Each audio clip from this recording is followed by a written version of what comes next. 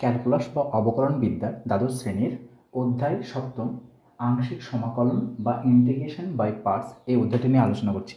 আগের লেকচারে আমরা যে সমস্ত বিষয়বস্তু রয়েছে আমাদের আংশিক সমাকলন এই অধ্যায়ে সেগুলো আমরা দেখেছিলাম।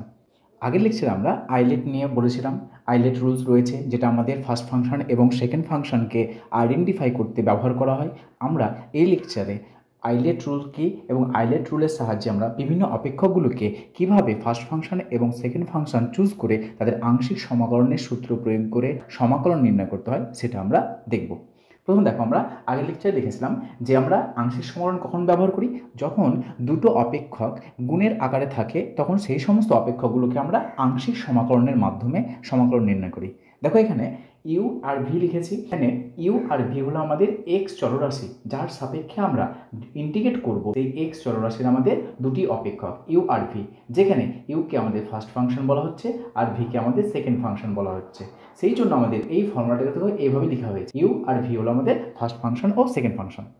আমরা এবার এই যে ইউ আর ভি কোনটাকে ফার্স্ট ফাংশন ধরবো আর কোনটাকে সেকেন্ড ফাংশন ধরবো সেটা আমাদের নির্ণয় করার জন্য আইলেট রুল বা আইলেট নিয়ম রয়েছে। অনেক জায়গায় তোমরা লিয়েটও দেখতে পারো। আগে লেকচারে বলছিলাম এখানে ইউ আর ভি দুটি ফাংশনের গুণফল লিখেছি, সুতরাং আমরা প্রথমেই যেটা লিখেছি সেটাকে ফার্স্ট ফাংশন বলছি, সেকেন্ডে যেটা লিখেছি সেটাকে সেকেন্ড ফাংশন বলছি। কিন্তু সমস্ত ফাংশনগুলো প্রথম আর দ্বিতীয় আছে মানে এই নয় যে প্রথমটাকে আমরা ফার্স্ট ফাংশন বলবো সেকেন্ডটা আমাদের সেকেন্ড ফাংশন বলবো, এটা কিন্তু না। এভাবে লিখে দেওয়া হয়েছে, কিন্তু আমরা কোনটাকে ফার্স্ট ফাংশন আর কোনটাকে সেকেন্ড ফাংশন ধরবো সেটা আমাদের আইলেট রুলের সাহায্যে আমরা নির্ণয় করব। তো আইলেট রুল কি বলছে এখানে আমাদের, এই নিয়মের দ্বারা আমরা প্রথম ফার্স্ট এবং দ্বিতীয় সেকেন্ড অপেক্ষক নির্বাচন করতে পারি। অর্থাৎ আইলেট নিয়মের সাহায্যে আমরা প্রথম অপেক্ষক বা ফার্স্ট ফাংশন, দ্বিতীয় অপেক্ষক বা সেকেন্ড ফাংশন আমরা নির্ণয় করতে পারি। দ্বিতীয়ত রয়েছে যে এই নিয়ম অনুযায়ী যে অপেক্ষকটি আগে আছে সেটিকে প্রথম অপেক্ষক বা ফার্স্ট ফাংশন ধরে আংশিক সমাকলনের সমাধান করা যায়।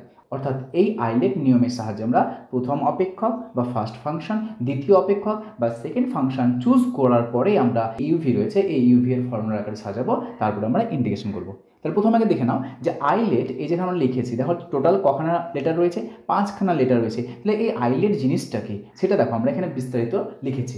এখানে আমরা দেখো আইলেট লেখা আছে, আমাদের যে 5খানা লেটার রয়েছে এই 5খানা লেটার মানে কিছুই না, 5টি ফাংশনের 5টি অপেক্ষকের প্রথম যে লেটারগুলো আছে সেই লেটারগুলো নিয়ে আমাদের আইলেট তৈরি করা হয়েছে। প্রথমে দেখো আই আছে, আই হচ্ছে আমাদের stand for inverse trigonometric function, এই জন্য আমাদের দেখো প্রথম আই ফর ইনভার্স। দ্বিতীয় রয়েছে দেখো এল, দ্বিতীয় রয়েছে এখানে এল ফর লগারিদমিক ফাংশন বা লগারিদমিক অপেক্ষক। তৃতীয় রয়েছে আমরা দেখো এখানে এ রয়েছে, এ ফর অ্যালজেব্রিক ফাংশন অর্থাৎ বীজগাণিতিক অপেক্ষক। এবং চতুর্থ রয়েছে টি ফর হচ্ছে আমাদের ট্রিগোনোমেট্রিক ফাংশন বা ত্রিকোণমিতিক অপেক্ষক। এবং সর্বশেষ রয়েছে দেখো ই ফর হচ্ছে আমাদের এক্সপোনেনশিয়াল ফাংশন বা সূচকীয় অপেক্ষক।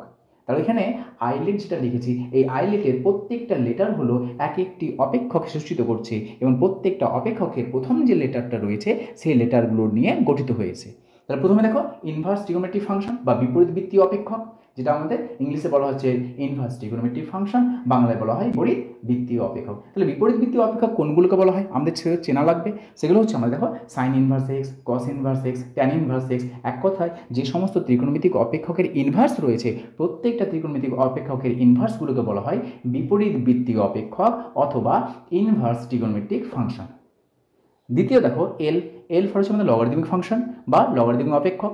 লগারিদমিক অপেক্ষক কাকে বলা হচ্ছে, যে সমস্ত অপেক্ষকগুলোতে তোমরা লগ দেখতে পাবে, দেখো এখানে লগ আছে, log x plus 1, log of 1/x etcetera, প্রত্যেকটা হচ্ছে আমাদের লগারিদমিক অপেক্ষক।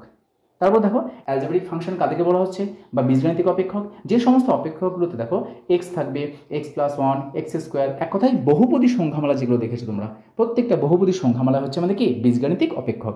এক কথায় সেগুলো আমরা কি থাকবে এক্সের আকারে প্রকাশ করা থাকবে, সে কখনো √x থাকতে পারে, x⁻²/3 থাকতে পারে। এক কথা চলরাশির পাওয়ার যেরকম থাকে না কেন যোগ বিয়োগ গুণ ভাগের আকারে প্রত্যেকটা হচ্ছে আমাদের বীজগাণিতিক অপেক্ষক। তারপর দেখো ট্রিগোনোমেট্রিক ফাংশন বা ত্রিকোণমিতিক অপেক্ষক। তোমরা ক্লাস 10 থেকে শিখে এসেছো যে আমাদের মোট কতগুলো ত্রিকোণমিতিক অপেক্ষক রয়েছে বা ত্রিকোণমিতিক অনুপাত, 6খানা ত্রিকোণমিতিক অনুপাত রয়েছে। প্রথমে দেখো সাইন, কস, ট্যান, এরপর রয়েছে কোসেক, কট, সেক, এই সমস্ত ফাংশনগুলো রয়েছে। এবং সর্বশেষ রয়েছে আমাদের ই, ই ফর হচ্ছে এক্সপোনেনশিয়াল ফাংশন বা সূচকীয় অপেক্ষক। এক কথায় সূচকীয় অপেক্ষক কাকে বলা হয়? যেগুলো ঘাতের আকারে থাকবে। দেখো এখানে e to the power x এটা একটা সূচকীয় অপেক্ষক, 2 টু দি পাওয়ার এক্স এটা একটা সূচকীয় অপেক্ষক, 10 টু দি পাওয়ার এক্স এটা সূচকীয় অপেক্ষক, 8 টু দি পাওয়ার এক্স এটা সূচকীয় অপেক্ষক। তার মানে সূচকীয় অপেক্ষক হলো যেগুলো তোমার কোনো একটা নাম্বারের পাওয়ার চলরাশি থাকবে, সেগুলো বলা হচ্ছে সূচকীয় অপেক্ষক। তাহলে প্রথমত অবশ্যই আইলেট নিয়মকে প্রয়োগ করার আগে তোমাকে এই ফাংশনগুলোর চেহারা কিন্তু মনে রাখতে হবে। তুমি যদি এই ফাংশনগুলোকে মনে রাখতে না পারো যে কোন ফাংশনগুলো দেখতে কেমন, তাহলে তুমি কিন্তু আইলেট রুলস বা আইলেট নিয়মকে কিন্তু তুমি প্রয়োগ করতে পারবে না। সেই জন্য অবশ্যই প্রথমে এই আইলেট রুলসটাকে ভালো করে মনে রাখবে এবং এই আইলেট রুলের প্রত্যেকটা ফাংশনগুলোকে দেখতে কেমন, কোন ফাংশনকে অ্যালজেব্রিক বলা হচ্ছে, কোনগুলোকে লগারিদমিক ফাংশন বলা হচ্ছে, কোনগুলোকে ইনভার্স ফাংশন বলা হচ্ছে, এই সমস্ত ফাংশনগুলোকে কিন্তু তোমাদের জানতে হবে। তারপরে আমরা আইলেট নিয়ম প্রয়োগ করব, প্রয়োগ করার পরে সমাধান করব। কোনটাকে ফার্স্ট ফাংশন আর কোনটাকে সেকেন্ড ফাংশন চুজ করব, সেই জন্য আমরা এক্সাম্পল দেখবো। এক্সাম্পলের সাহায্যে তোমরা ইজিলি বুঝতে পারবে যে কোনটাকে ফার্স্ট ফাংশন ধরবো আর কোনটাকে সেকেন্ড ফাংশন। বলো কোনটা ইউ আর কোনটা ভি। এখানে দেখো এক্স রয়েছে আমাদের, তো এক্স আমাদের কি? এক্স হচ্ছে আমাদের অ্যালজেব্রিক ফাংশন। তো বলো এই আইলেটের মধ্যে এ কোথায় রয়েছে? এটা হচ্ছে আমাদের অ্যালজেব্রিক ফাংশন, তাহলে এটা রয়েছে এ। আর সেকেন্ড রয়েছে কি আমাদের ট্রিগোনোমেট্রিক ফাংশন, কোথায় রয়েছে? টি। তাহলে বলো এই দুটোর মধ্যে এ আর টি এর মধ্যে প্রথমে কে এসছে? প্রথমে আছে আমাদের এ, সুতরাং আমাদের প্রথমে যেহেতু এ আছে তাহলে অ্যালজেব্রিক ফাংশন হবে আমাদের ইউ, আর পরে রয়েছে যেহেতু টি তাহলে ত্রিকোণমিতিক ফাংশন sin x হবে আমাদের ভি। এবার আমরা এই ফর্মুলা অনুযায়ী কাজ করব। প্রথমে আগে ইউ আর ভিটাকে আইডেন্টিফাই করো, তারপর আমরা ফর্মুলার সাহায্যে কিভাবে নির্ণয় করতে হয় সেটা দেখব। দ্বিতীয় দেখো log x আছে cos x আছে। আচ্ছা বলতো এই দুটো ফাংশন কোনটা কোন ফাংশন? প্রথমে আছে log x। log x মানে কি? log function. দেখো এটা প্রথমে log প্রথমে আছে, তারপর দেখো cos x। cos x মানে কি? Trigonometric function. ট্রিগোনোমেট্রিক ফাংশন কোথায় আছে? দেখো এটাতে রয়েছে। তাহলে l রয়েছে প্রথমে, তারপর রয়েছে t, তারপর নিশ্চয় u এর কাজ করবে log x, তো এটা হবে আমাদের log x u, আর v এর কাজ কি করবে? cos x। পরেরটা দেখো আমাদের e to the power x রয়েছে, তারপরে x কিউব রয়েছে। তো এই দুটি ফাংশন কোনটা কোন ফাংশন বলো? e to the power x যেটা রয়েছে এটা হচ্ছে এক্সপোনেনশিয়াল ফাংশন। এক্সপোনেনশিয়াল ফাংশনটা সর্বশেষে রয়েছে, সব শেষে রয়েছে এক্সপোনেনশিয়াল ফাংশন। তার মানে এইটা আমাদের সর্বশেষ, মানে এটা v হবে। প্রথমে কি রয়েছে? দেখো অ্যালজেব্রিক ফাংশন প্রথমে রয়েছে a, তাহলে আমাদের x কিউব যেহেতু অ্যালজেব্রিক ফাংশন, তার মানে এটা হচ্ছে আমাদের অ্যালজেব্রিক ফাংশন আর এটা হচ্ছে আমাদের এক্সপোনেনশিয়াল ফাংশন। তাহলে বলো e আর a এর মধ্যে কোনটা প্রথমের দিকে আছে? প্রথমে দেখো a রয়েছে, প্রথমে a আছে, সুতরাং এটা হবে আমাদের u এর কাজ করবে x কিউব। আর সেকেন্ডটা আমাদের যেহেতু আর কেউ নেই e to the power x আছে, তাহলে e to the power x হবে আমাদের সেকেন্ড ফাংশন। পরবর্তী দেখো x প্লাস 1 তার হোল স্কয়ার রয়েছে আর sin x। আচ্ছা বলো তো এটা কোন ফাংশন? এই চারটির মধ্যে কোন ফাংশনের মতো করছে? যেহেতু এটা x এর আকার আছে, এটা হচ্ছে অ্যালজেব্রিক ফাংশন, সো এটা হচ্ছে আমাদের অ্যালজেব্রিক ফাংশন a। আর এটা কি হচ্ছে আমাদের sin x। sin x হচ্ছে আমাদের ট্রিগোনোমেট্রিক ফাংশন। ট্রিগোনোমেট্রিক ফাংশনকে t দ্বারা সূচিত করা হচ্ছে, তো এটা হচ্ছে আমাদের t। তাহলে বলো a আর t এর মধ্যে প্রথমে কোনটা আছে? এই আইলেটের রুলের মধ্যে প্রথমে কে আছে? প্রথমে দেখো a আছে, তারপর t আছে। কারণ প্রথমে যেহেতু a আছে তাহলে আমাদের u কাজ করবে x প্লাস 1 তার হোল স্কয়ার, আর v কোনটা হবে? v হবে আমাদের sin x। পরবর্তী দেখো দুখানা ফাংশন নিয়েছি x into sin inverse x। তাহলে বলো x টা কি আমাদের? x টা হচ্ছে আমাদের অ্যালজেব্রিক ফাংশন a। sin ইনভার্সটা কি? sin ইনভার্স হচ্ছে আমাদের ইনভার্স ট্রিগোনোমেট্রিক ফাংশন i। তাহলে বলো a আর i এর মধ্যে প্রথমে কোনটা আছে? প্রথমে দেখতে পাচ্ছি i আছে, সুতরাং আমাদের u এর কাজ করবে sin ইনভার্স x, তো এটা হবে আমাদের sin ইনভার্স x। আর v এর কাজ কি করবে? বাকি যেটা পড়ে আছে x। পরবর্তী প্রবলেম sin ইনভার্স x আছে আর 1/x প্লাস 1 আছে, এটাও তাই। দেখো এটা হচ্ছে আমাদের ইনভার্স ফাংশন আর এটা হচ্ছে আমাদের অ্যালজেব্রিক ফাংশন। তো i আর এর মধ্যে প্রথমে কি আছে? প্রথমে আছে আমাদের i, সুতরাং প্রথমে যেটা থাকবে সেটা হচ্ছে ফার্স্ট ফাংশন। তো প্রথমে রয়েছে আমাদের i, তো এটা আছে আমাদের sin ইনভার্স x, আর ভিটা হবে আমাদের 1/x প্লাস 1। নেক্সট দেখো e to the power 2x cos x। e to the power 2x এটা কি? এটা হচ্ছে আমাদের এক্সপোনেনশিয়াল ফাংশন e, আর cos x এটা কোন ফাংশন? এটা হচ্ছে আমাদের ট্রিগোনোমেট্রিক ফাংশন। সুতরাং আমাদের e আর t এর মধ্যে প্রথমে কোনটা আছে বলো? দেখো t প্রথমে রয়েছে, সুতরাং আমাদের u কাজ করবে cos x। ফার্স্ট ফাংশন হবে cos x আর সেকেন্ড ফাংশন হবে e to the power 2x। এইভাবে ইন্টিগ্রেশনের ফর্মুলাতে অ্যাপ্লাই করার আগে আংশিক সমাকলনের প্রথমে তোমাকে আইডেন্টিফাই করে নিতে হবে কোনটা u আর কোনটা v।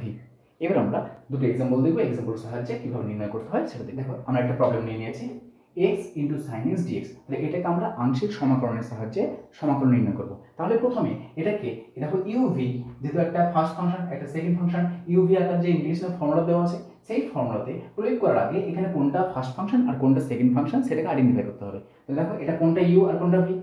ইউ কোনটা হবে আর ভি কোনটা হবে।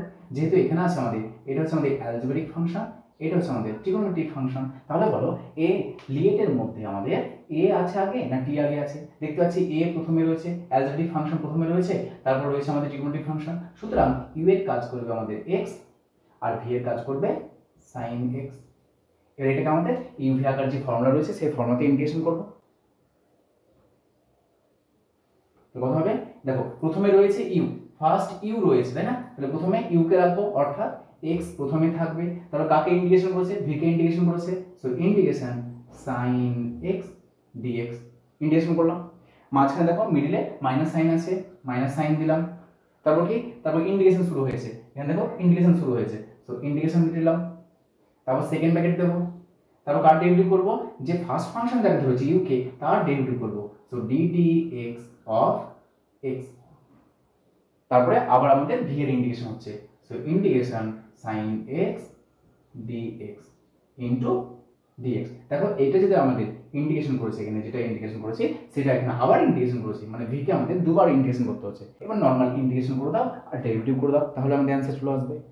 নেক্সট দেখো এটা আমরা কি নর্মাল ভাবে আমরা ইন্টিগ্রেশন করবো, কত হবে, দেখো এক্স এক্স থাকছে বাইরে, আমরা সাইন এক্স এর ইন্টিগ্রেশন করবো, সাইন এক্স এর ইন্টিগ্রেশনের ফর্মুলা কত, মাইনাস কস এক্স, তো লিখবো মাইনাস কস এক্স মাইনাস, এবার আমরা ইন্টিগ্রেশন করবো, সো ইন্টিগ্রেশন করার আগে এই ব্র্যাকেটের কাজটা আগে করে নাও, এখানে কি আছে ডেরিভেটিভ কার করবো, এক্স এর ডেরিভেটিভ, সো ইন্টিগ্রেশন সাইন, এখানে কার ডেরিভেটিভ, এক্স এর ডেরিভেটিভ, সো এক্স কে এক্স এর সাপেক্ষে ডেরিভেটিভ করলে কত হয় 1। নেক্সট হচ্ছে আমাদের sin x এর আবার ইন্টিগ্রেশন, দেখো অলরেডি ইন্টিগ্রেশন করে ফেলেছি, এখানে কত পেয়েছি মাইনাস cos x, সো ওটাই হবে আমাদের মাইনাস cos x ইনটু বাইরে দেখো dx রয়েছে, আবার দেখো ভিতরে যে ফাংশন আছে তাকে আবার দেখো যেহেতু সমাকলনের ভিতরে রয়েছে এটাকে আবার ইন্টিগ্রেশন করব আমরা, সো আগে মাইনাসটা কাজ করে নাও, তো এটা হচ্ছে আমাদের minus x cos x minus মাইনাসে plus integration cos x dx। এবার এটাকে ইন্টিগ্রেট করব, so equals to minus x cos x, cos x এর ইন্টিগ্রেশন হয় sin x, so sin x plus c, ইন্টিগ্রেশন কমপ্লিট হয়ে গেলে একটা সমাকল ধ্রুবক লিখব, সো যেখানে আমাদের c সমান